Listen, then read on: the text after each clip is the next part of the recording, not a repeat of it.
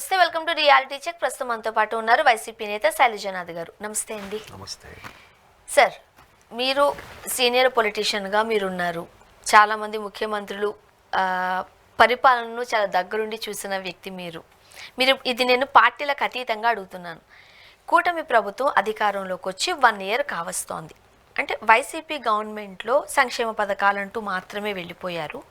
సంక్షేమం ఒక్కటే సరిపోదు, అభివృద్ధి కూడా కావాలి, అంటే సంపద సృష్టించాలి, మేము ఇది చేస్తాము అంటూ అధికారంలోకి వచ్చింది కూటమి ప్రభుత్వం. అండ్ చంద్రబాబు నాయుడు గారే మొదటి ముఖ్యమంత్రి కూడా కాదు. 40 ఏళ్ల రాజకీయ అనుభవం ఉన్న వ్యక్తి ఇప్పుడు పాత ప్రభుత్వాన్ని, అంటే గత ప్రభుత్వాన్ని పాయింట్అవుట్ చేస్తూ అందువల్ల మేము చేయలేకపోతున్నాము, బట్ ఇంకొక 4 ఏళ్ళు గ్యాప్ ఉంది కాబట్టి మేము చేస్తాము అంటూ చెబుతున్నారు. వాళ్ళ స్పీచెస్ ఇవి. ఓకే, మీరు ఈ 1 year పాలనకి సంబంధించి చంద్రబాబు నాయుడు గారు చెప్పిన ప్రామిసెస్కి సంబంధించి దగ్గరుండి ఏం గమనించారు? దగ్గరగా ఏమనిపిస్తుంది? అసలు యాక్చువల్లీ ఎవరేం బాధపడాల్సిన అవసరం లేదు, బాధపడితే నేను చేయగలిగింది కూడా ఏం లేదు. ఈ సంవత్సర పరిపాలనని దీని పరిపాలన అంటారా? బేసిక్గా ఎవరైనా సరే ప్రజా సంక్షేమం కోసం అట్లాగే అభివృద్ధి కోసం పనిచేస్తారు, అంతేగాని తమ కక్షలు తీర్చుకునేకి పనిచేయరు. దానికోసం రాజ్యం లేదు, దానికోసం ప్రభుత్వ యంత్రాంగాలు లేవు. అంటే ఈ మాట అంటే నీకేం తెలుసు, గతంలో చేయలేదా అనే మాటలు వస్తాయి ఇక్కడికి. అంటే గతం కంటిన్యూషన్ అయితే చాలా కంటిన్యూ చేయాలి మీరు. ఇంకా జగన్మోహన్ రెడ్డి పథకాలు అన్నింటినీ కూడా మీరు కంటిన్యూ చేయొచ్చు కదా గవర్నమెంట్లో. కక్షలు అనే మాట బహుశా మీకేదైనా కక్ష అనిపిస్తే, ఇది ఈ రోజున్న 1 yearలో నువ్వు ఏం సాధించావు చంద్రబాబు నాయుడు గారు అంటే చెప్పడానికి ఆయన దగ్గర ఏంది లేదు. పాపం ఏం చెప్పలేడు, ఎందుకంటే ఫస్ట్ ఇచ్చిన మాట నిలబెట్టుకోలేదు. అతనుకున్న పేరు అది. అంటే ఈయన మాట చెప్తే ఆ మాట నిలబడ్డు అనేది ఒక పేరు.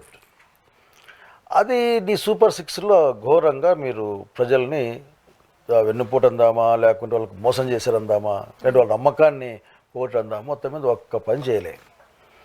సంపద సృష్టికర్త నేనని చెప్పేసి మీటింగుల్లో మాట్లాడితే విన్నాం. అదే చంద్రబాబు నాయుడు గారు నువ్వు డబ్బులు ఎట్లా వస్తాయో చెప్పండి నా చెవులో చెప్పండి, నేను పంచుతా అన్నది చూసాం. అట్లాగే ఆయన నోటితోనే అసలు ఆర్థిక విధ్వంసం జరిగిపోయింది అని మాట్లాడాడు. అది ఎలక్షన్ల ముందే ఆయన మాట్లాడాడు, ఆర్థిక విధ్వంసం జరిగిపోయింది, 10-12 లక్షల కోట్ల అప్పుల్లో ఉన్నాయని చెప్పాడు. మరి ఆ విషయం తెలిసే కదా ఈ ప్రామిస్లను చేసింది. అక్కడే వచ్చిన చిక్కు ఆయనకు తెలిసే కదా. లేకుంటే జస్ట్ కేవలం ఓట్ల కోసం మాట్లాడావా? నేను చంద్రబాబు నాయుడు గారి దగ్గర నుంచి అసలుకి దాని సమాధానం కావాలని చెప్పలావును, నేను ఓట్ల కోసమే.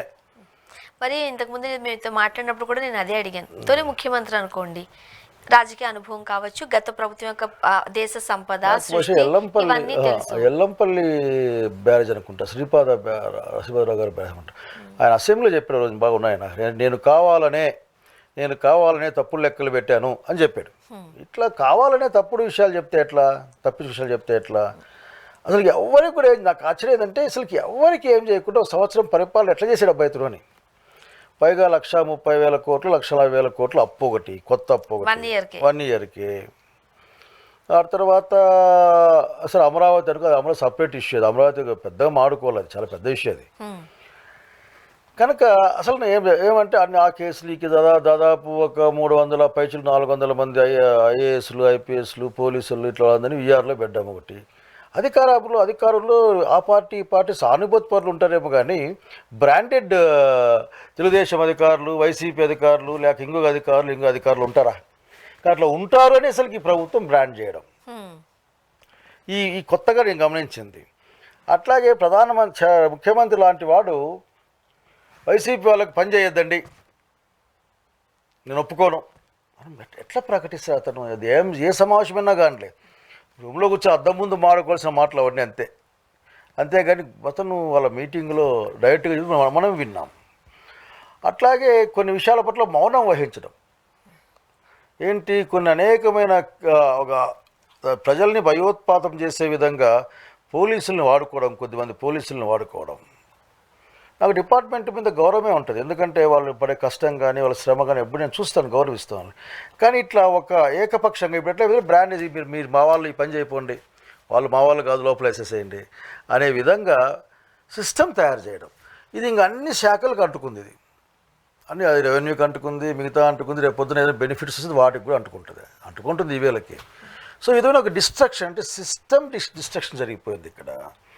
ఆ తర్వాత అదేదో ఆయన ఒక బుక్ రాజ్యాంగం గురించి మాట్లాడతారు. నాకు ఎప్పుడు అనిపిస్తుంది, ఏమనిపిస్తుంది అంటే అదే రెడ్ బుక్ కదా, ఈ పరిపాలన లేదు, దాన్ని బట్టి పరిపాలిస్తామని మాట్లాడతారు. మొన్న మహానాడులో కూడా లోకేష్ గారు చాలా చమత్కరించారు దాన్ని. రెడ్ బుక్ అనే అమలు కావట్లేదు, బట్ ఆ పేరు ఎత్తితేనే ఒక ఆయనకేమో గుండె నొప్పి వచ్చింది, ఇంకొక ఆయనేమో జైల్లో ఉన్నారు. ఓకే, అర్థమైందా రాజా అన్నారు. నేనేందంటే మాకు అర్థం కాలేదు రాజా అనే చెప్పడం.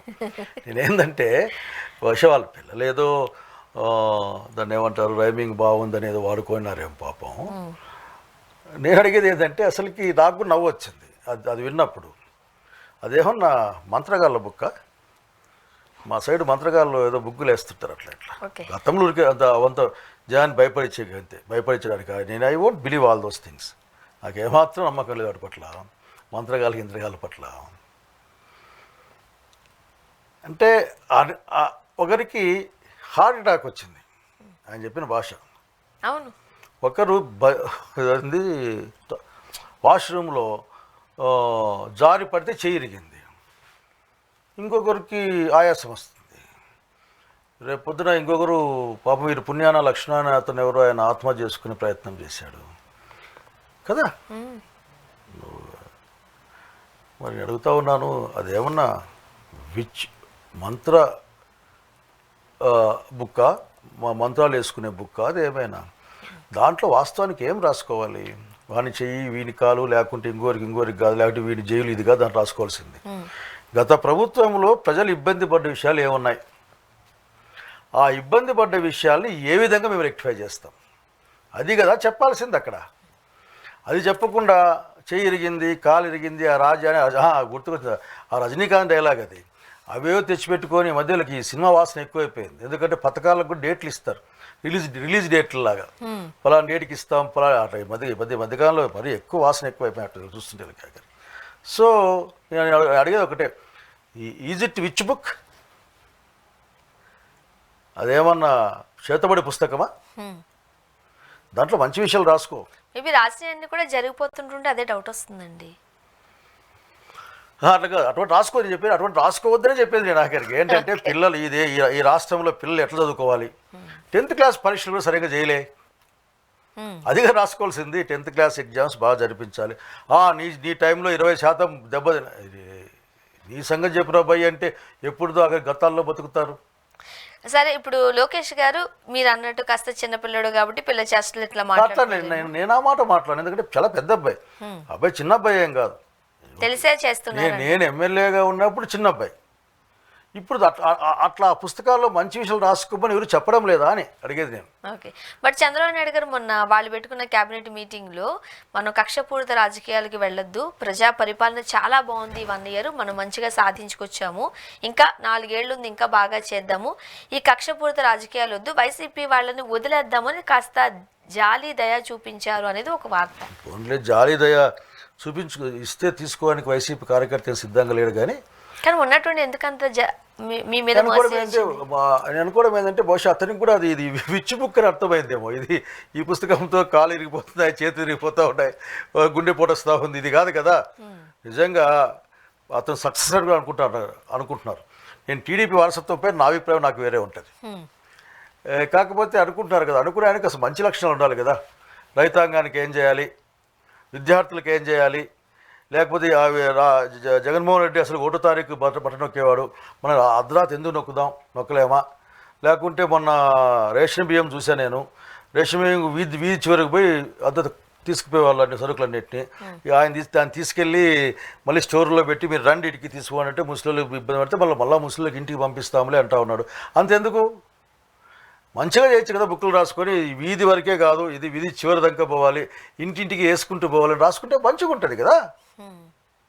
మనం కొత్త హెలికాప్టర్ కొనకూడదు, లేకుంటే మనం రైల్లో పోవాలి, తప్పేముంది, రైల్లో పోతే చెప్తారేమో అబ్బా ఇంత రక్షణ కావాలి అని. ముఖ్యమంత్రి గారి రక్షణ కావాలి కానీ మిగతా వాళ్ళకి అవసరం లేదు కదా. మరి ఆ టైంలో జగన్మోహన్ రెడ్డి గారి యొక్క పర్యటనకు సంబంధించి ఈ మీరు అన్నట్టు ఈ ప్లేన్స్కి సంబంధించి హెలికాప్టర్కి సంబంధించి పెద్ద రభస జరిగింది కదా, మరి ఇప్పుడు జరుగుతుంది ఏంటి? రాసుకో అని చెప్పింది. నేను ఆ పాయింట్ చెప్పాను కదా, రాసుకో, మంచిగా రాసుకో. ఎందుకంటే ఆ తెలుగుదేశం పార్టీకి నేనైతే ఎన్టీఆర్ వారసులు వేరే అనుకుంటా ఉంటాను. సో మీరు మనంతా తీర్మానాలు చేశారు కదా, చాలామంది చాలా జిల్లాలు చేశాయి కదా, అటువంటిప్పుడు ఒక మంచి లీడర్ ఇవ్వాలి కావాలి కదా దాంట్లో నుంచి. ఎందుకంటే ప్రతిపక్షమైన అఫ్కోర్స్ అది ఒక పొలిటికల్ పార్టీ కదా, పొలిటికల్ పార్టీకి మంచి నాయకుడు ఉండాలి కదా, వాడికి మంచి బుద్ధి ఉండాలి కదా. దీన్ని నేను చాలాసార్లు చెప్తాను. ఆఖరి నేను ఏం చెప్తా అంటే అసలుకి నన్నయ్య పద్యం నాకు ఎప్పుడు గుర్తుంటుంది. మా అయ్యవారు నేర్పించిన నాకు 8వ క్లాసులో లక్ష్మీనారాయణ గారు అని మాకు అయ్యవారు ఉండేవాడు. ఆయన చెప్తాను అయ్యవారు మా టీచర్, తెలుగు బాగా అద్భుతంగా చెప్పేవాడు. ఏం చెప్పేవాడంటే, అయ్యా నీకు ఏమి జరిగితే నువ్వు బాధపడతావో దాన్ని ఇతరులకు చేయకపోవడమే మంచి ధర్మం రా అని చెప్పేవాడు. మాకు ఇప్పుడు గుర్తుంది. అనేక మాటలు ఉండొచ్చు కాక అవి కాకుండా వేరే తీసుకొని ఆఖరికి నెక్స్ట్ డేలా కూడా ఉంటుంది. అదే నీతి చంద్రిక అనుకుంటుంది. 3 పద్యాలు ఉంటాయి దాంట్లో. 2వ పద్యంలో చెప్పమంటే ఆఖరికి అయ్యా రజా తనువున విరిగిన అలుగులు అనువుగా బుచ్చంగా వచ్చు, అతినిష్ఠురతను మనమున మాటిన మాటలు పోతాయా అని చెప్తాడు పద్యంలో. కానీ అది కాదు చెప్పేది. నన్నయ్య యొక్క గొప్ప సూక్తి ఏంటంటే, అయ్యా వచ్చినా నువ్వేం మనకి మళ్ళీ వాని బాణాలతో కొట్టబాకయ్యా, నువ్వు తిట్టబాక, నువ్వు ఏదైతే బాధ కలుగుతుందో దాన్ని చేయకపోవడమే పరమధర్మం అని చెప్తాడు. అందరికి నేర్పించే విషయాన్ని నువ్వు నేర్చుకోలేదంటే నేర్పించు. ఇప్పుడు అధికారంలోకి వచ్చిందే 6 గ్యారెంటీలు అంటూ, మహానాడుతో అవి కాస్త 6 శాసనాలు అయిపోయాయి. అసలు గ్యారెంటీలు ఏంటి, శాసనాలు ఏంటి, డిఫరెన్స్ ఏంటి? అంటే వీళ్ళు వర్డ్ జాగ్రత్త చేస్తూ ఉంటారు. అక్కడేమో సూపర్ 6 అని, ఎందుకంటే అప్పుడు క్రికెట్ నడుస్తూ ఉంది అనుకుంటా, క్రికెట్లో సూపర్ 6 ఆఖరికి ఏదో అట్లా అంటుంటారు కదా. నేను క్రికెట్ ప్లేయర్ ఏం కాదు, నేను హాకీ ప్లేయర్, ఫుట్బాల్ నాకు ఇష్టం. సూపర్ 6 అని బాగా చూసే బాగుంటుంది, సూపర్ 6 పెట్టారు. ఆ 6 లేదు, సూపర్ లేదు, మళ్ళీ ఆఖరి దాంట్లో ఏది కానీ మనకి ఈ నిమిషానికైతే లేవు. రిలీజ్ డేట్లు ఏదో ఇచ్చారు. ఒక 70,000 కోట్లు ఆల్రెడీ మిగిలించుకున్నారు. నా డిమాండ్ ఏంటంటే పోయిన సంవత్సరం కట్టగట్టి ఎన్నికియండి అని. అన్ని ఇండ్లకు, అక్క చెల్లెలకు, అమ్మలకి, రైతులకు అందరూ కూడా వాళ్ళకి పోయిన సంవత్సరం బాకీ పడ్డారు కదా, బాకీ అది. ఆ బాకీని మీరు వడ్డీ సహా తీర్చుకోలేకపోయినా అసలన్నా కట్టండి వాళ్ళకి, జనానికి వెనక్కి ఇచ్చని. సో నేనేమంటా అంటే ఇప్పుడు ఆయన అవి 6లు మరి 130-140 దాకా వాగ్దానాలు ఉన్నాయి. మళ్ళీ రకరకాల వాగ్దానాలు ఉన్నాయి. అవి కాక వాళ్ళ మహానాడు వాళ్ళ ఇష్టం ఏమన్నా మాడుకోవచ్చు. కానీ అక్కడ నాకు అర్థం కాని విషయం మీలాగే శాసనాలు 6 శాసనాలు అన్నారు. వాళ్ళ పార్టీలో శాసనాలా లేక ప్రజలకు శాసనాలు అర్థం కాలే నాకు. శాసనం మామూలుగా అసెంబ్లీ చేస్తుంది. అంటే వచ్చే అసెంబ్లీలో ఏమన్నా వాళ్ళు చెప్పిన 6 యువగలం అట్లే చెప్పారు దాంట్లో. అంటే గ్యారెంటీలనే కాస్త అటు ఇటుగా మార్చి ఇచ్చారు. వాటిని శాసనాలుగా మారుస్తారా? I don't know. నిజంగా నాకు కూడా క్లారిటీగా దాని మీద ఎందుకు అర్థం కాలే. శాసనాలు ఏంది, గ్యారెంటీలు ఏంది అంటే ప్రభుత్వం వేరే పార్టీ వేరే, మేము పార్టీలు చెప్పాం కదా ప్రభుత్వం చేయకపోతే అని అంటారా? కొంపదీసి మేము పార్టీకి అనుకూలం కానీ ప్రభుత్వం వ్యతిరేకమైన అంటారా? I don't know how they are going to be deal that issues.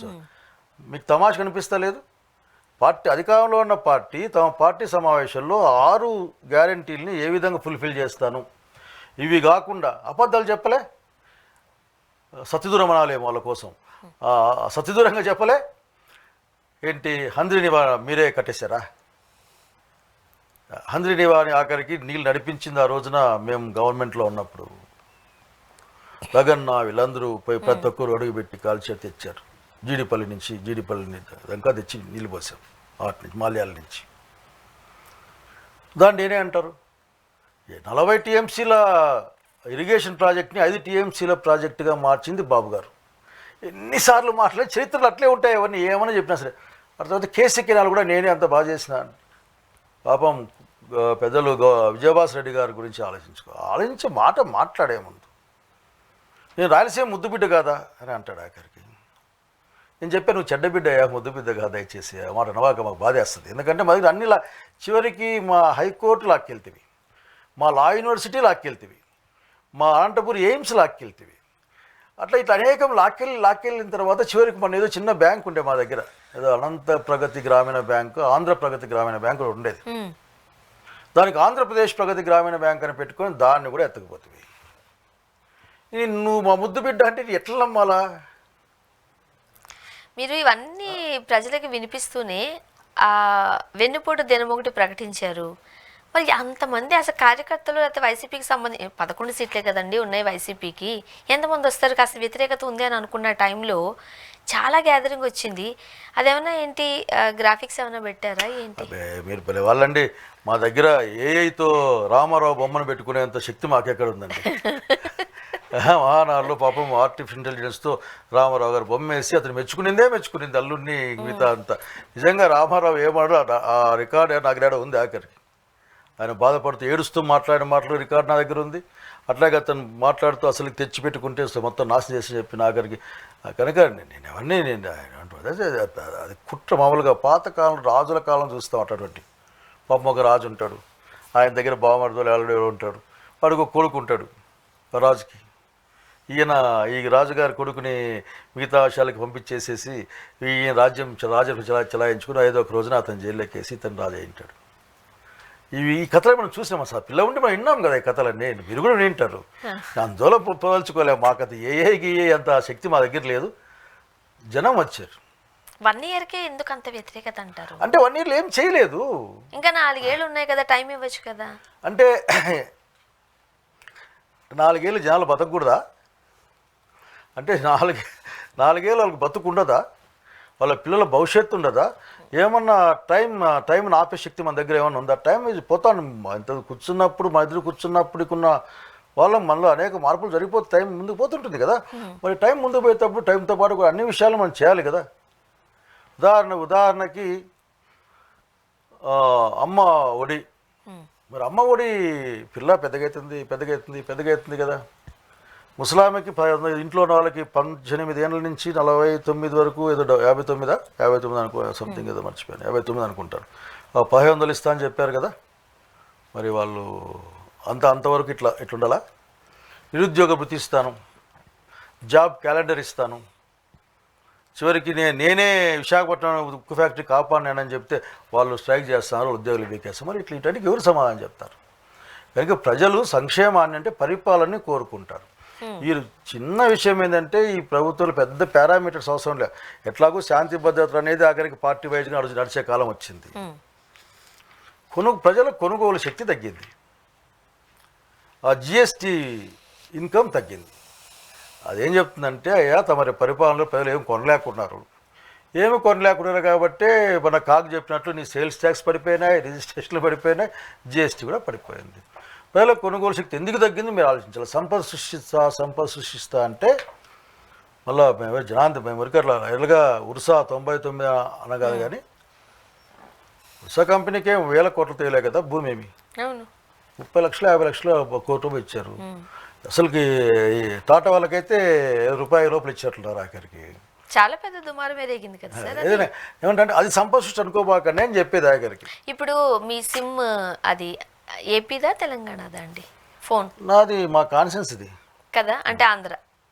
వస్తున్నాయా మీకు అంటే టీడీపీ, జనసేన, బీజేపీ ఈ కూటమి పరిపాలన నచ్చినట్లయితే 1 నొక్కండి, లేదు అని అంటే 2 నొక్కండి, ఇదేమి కాకపోతే 3 నొక్కండి అని. అంటే నా దగ్గర ఏమి ఉండవు కాబట్టి నాకు అవి రావు. ఎందుకో రావా? అయితే మీకు అందుకే తెలియలేదు. మొత్తం ఏపీ అంతా ఇదే. ఎందుకో నా ఫోన్కి రావు. I don't no. కానీ వస్తాయేమో కదా జనరల్. రాలేదు కానీ చూసుకోండి. ఇట్లా చేసిన చాలా మెసేజ్లు నావి అన్రీడ్గానే ఉంటాయి. చూసుకోండి మీకు ఇస్తాను. నాకు రాలే. ఏపీ అంతా ఇదొక సర్వే నడుస్తోంది. మొత్తం అంతా ఎలక్షన్స్ లో ఖచ్చితంగా ఈసారి జగన్మోహన్ రెడ్డి గారు వస్తారనే టైంలో కేకే సర్వే ఒక్కటే కూటమి ప్రభుత్వం ఇన్ని సీట్లతో రాబోతోంది అని అంటే దగ్గరకు వచ్చేసింది. ఇప్పుడు అదే కేకే సర్వే ఎమ్మెల్యేల పనితీరుకు సంబంధించి ఒక సర్వే చేస్తే దారుణంగా పడిపోయిందంటే వాళ్ళే చెప్పారు. అవును, ఎక్కడ న్యూస్లో చూసాను నేను. ఇప్పుడు 1 ఇయర్కి సర్వేలు గోలేంటి? 1 ఇయరే కదా. అంటే బహుశా ప్రజల్ని ఏమన్నా మరి మ్యానిపులేట్ చేద్దాం అనుకున్నారేమో. సర్వేలో విపరీతంగా ఉంది, మాకు విపరీతంగా అసలుకి అమ్మ ఒడి ఇవ్వకపోతే అమ్మలంతా ఆనందపడతా ఉన్నారు, లేకపోతే బస్సు ఇస్తామంటే బస్సులు మాకు వద్దని చెప్తా ఉన్నారు. రైతులకు డబ్బులు ఇస్తే సేద్యాలు చేసుకోవాలి కదా, మాకు డబ్బులు లేదు చాలా సంతోషంగా ఉన్న వాళ్ళు చెప్పారు ఇస్తే. మిరపకాయకి రేట్ లేకపోతే వాళ్ళంతా సంతోషంగా ఉన్నారు, పొగాకులు లేకపోతే వాళ్ళకి విపరీతం సంతోషంతో ఉన్నారు ఆఖరికి. ఇట్లా అందరూ సంతోషంతో ఉన్నారు కదా, అంత సంతోషంతో ఉన్నారని చెప్పే ప్రయత్నం చేస్తున్నారేమో నాకు తెలియదు. బహుశా వాళ్ళ ఇళ్ళల్లో అడిగినా వాళ్ళు అన్హ్యాపీగా ఉంటారు. ఆ సర్వే చేసే వాళ్ళ ఇళ్ళల్లో అడిగినా కానీ, మాకున్న అక్క చెల్లెల్ని అన్నదమ్ములు అడిగినా కానీ వాళ్ళు కూడా చెప్పేదంటే సరిగ్గా పరిపాలించమని చెప్పను నాయన అని చెప్తారు ఆయనకి.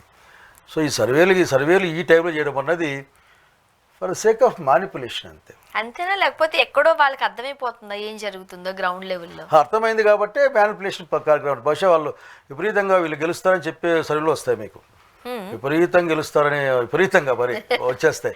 అసలుకి అవకాశం లేదు కానీ 200 వస్తాయి, 175 కదా అని చెప్పేసి సర్వేలు వస్తాయి.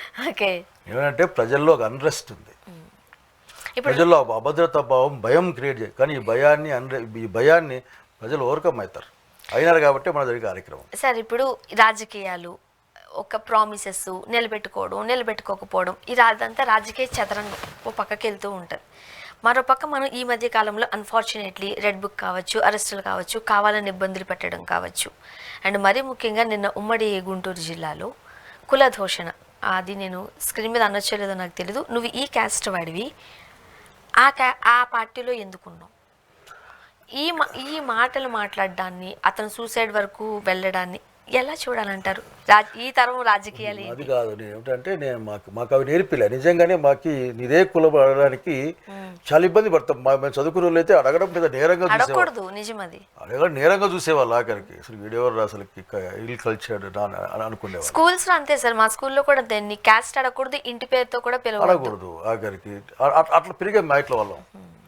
అట్లా వాళ్ళు మేము పెరిగిన మాకే ఇప్పటికి కూడా నాకు చాలా భయం వేస్తుంది. ఇప్పుడు కూడా చాలామంది నా కార్యకర్తల్లో ఎవరు పూర్తిగా నాకు తెలియదు.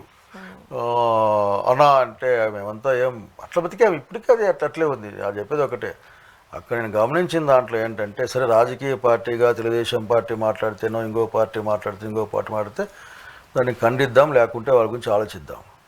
ఆఫీసర్లు మాట్లాడడం మాత్రం ఐ కెనాట్ డైజెస్ట్. అధికారులు మాట్లాడడం నేను ఒప్పుకోను. నేను ఆఖరికి ఈరోజు మన దురదృష్టం ఏంటంటే భారతదేశంలో కులాలు మతాల ప్రామినెన్స్ ఎక్కువైపోతూ ఉంది. భారత రాజ్యాంగం అనేది మతానికి అతీతంగా ఉండే రాజ్యాంగం. అసలుకి భారతదేశం మతానికి సంబంధం లేని దేశం ఇది. నిజంగానే ఒక ఆఫీసర్లు లా అండ్ ఆర్డర్ని కంట్రోల్ పెట్టుకునే వాళ్ళు, శాంతి భద్రతలు సమాజంలో కాపాడే వాళ్ళు, వాళ్ళ నోట్లోంచి ఇటువంటి కులానికి సంబంధించి నువ్వు ఈ కులమోడు ఆ దాంట్లో ఎట్లుంటావు, ఆ కులమోడు ఎక్కడెట్లుంటావు అని మాట్లాడడం మాత్రం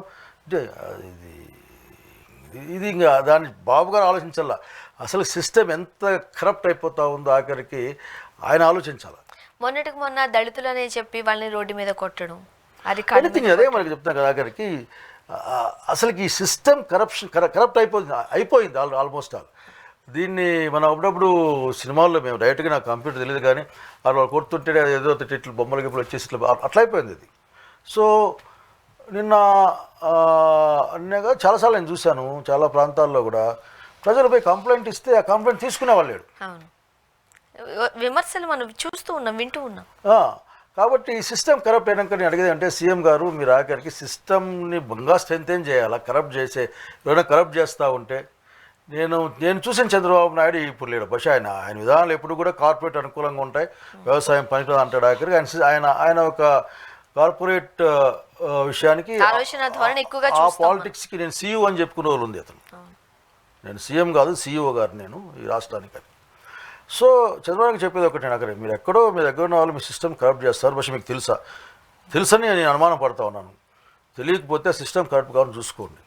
నిజంగా మీ పరిపాలనలో పోలీస్ స్టేషన్లో ఈ కులపూడి ఆ పార్టీ ఎట్లున్నామని కొట్టి అతను ఆత్మహత్య చేసుకునేంత స్థాయికి ఆత్మహత్య స్థాయికి సీరియస్గా స్థాయికి పోతే దానికి జవాబారు చెప్పాల్సింది డైరెక్ట్గా ఈ రాష్ట్రాన్ని పరిపాలిస్తున్న కూటమికి నాయకత్వం వహిస్తున్న బాబు గారే. ఎందుకంటే ఆ తరంలో మిగిలిన ఆఖరి నాయకుడు అతను నాకు తెలిసి, అంటే ఇన్ఫ్లుయెన్షియల్ ఆఖరి నాయకుడు ఆయనే. కనుక ఆయన సమానం చెప్పాలి. చెప్పకుండా పోతే రేపు పొద్దున కరప్ట్ అయిన సొసైటీ అతన్ని ముందే వేలు చూపిస్తుంది. అసలుకి మొన్న తెనాలి ఇష్యూ ఒకటి ఎప్పుడు ఆశ్చర్యపోతాను. బ్యాగులు చివరికి విశాఖపట్నం పోర్టుకి ఎక్కడి నుంచో ఆ పిండి వచ్చినా కానీ అది డ్రగ్స్ వచ్చినాయని పెద్ద ఎలక్షన్ గొడవ ఉందా, మీకు గుర్తుందా? మీకు అదేదో కాదు మళ్ళీ పిండి ఏందో అని చెప్పేసి అన్నారు. అవును, డ్రగ్స్ అన్నారు. అప్పుడు చాలా పెద్ద గొడవ అయింది. పెద్ద గొడవ అయింది కదా, చాలా పెద్ద గొడవ. పెద్ద గొడవ అయింది. ఇంకా అన్ని అసలు విపరీత న్యూస్ మొత్తం షిప్ అంతా వచ్చేసింది, ఎక్కడ తీసుకొచ్చింది తెచ్చేసని చెప్పారు కదా. అయ్యా నేను అడిగేది ఒకటే, నువ్వు తినాల్లోనే పెట్టినది ఏంటి, కొట్టింది నేను ఐ వోంట్ అగ్రీ. నువ్వు క్రైమ్ చేస్తే నువ్వు లోపల పెట్టేసేసి మాట్లాడి ప్రజాస్వామ్యబద్ధంగా వాట్ ఈజ్ ఇండియన్ ఇప్పుడు ఏదో భారత శిక్షణాస్మృతి ఏదో చెప్తుందో దాని ప్రకారం మాట్లాడండి. వాడు గంజాయి అంటే నీ అంటే పరిపాలనలో గంజాయి అంత ఫ్రీగా దొరుకుతుంది. చిరికి పోలీసులు అంటే భయం లేదు, పోలీసులు అంటే భయపడకుండా ఉండేంతగా ఇంటాక్సికేషన్ జరుగుతుంది ఈ రాష్ట్రం అని చెప్పాలనుకుంటున్నారా? అంటే ఇంక మాలాంటి వాళ్ళం మా పిల్లలు వీళ్ళందరూ కూడా ఇంకా ఇంట్లోంచి బయటకు పోయే పరిస్థితి లేదా? కనుక సిస్టమ్ కరప్ట్ అవుతా ఉంది, కరప్ట్ అయ్యింది కనుక ముఖ్యమంత్రి గారు మీరు దీని వెంటనే కూర్చొని ఆలోచించి దాన్ని రివ్యూ చేయండి. బహుశా అది తెలిసే ఏమన్నా మాట్లాడేయడం మొన్న క్యాబినెట్లో నాకు తెలియదు. మొత్తం మీద just because he's heading the law and order in the state.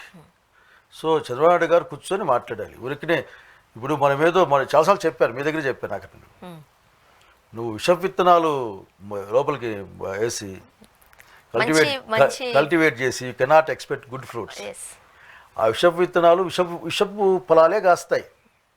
ఆ విషపు ఫలాలు ఈ సమాజం భరించలేదు, కానీ ఒకసారి మీ ముందుకే వస్తాయి, మీరే తినే కాలం వస్తుంది. నెక్స్ట్ 2-3 జనరేషన్స్ పాడైపోయే అవకాశం ఉంది కదా. Think about it. ఒక పక్క ఏదో అధికారం వస్తుంది పోతుంది, రాజకీయాలు సేవ కోసం ఉంటాయి.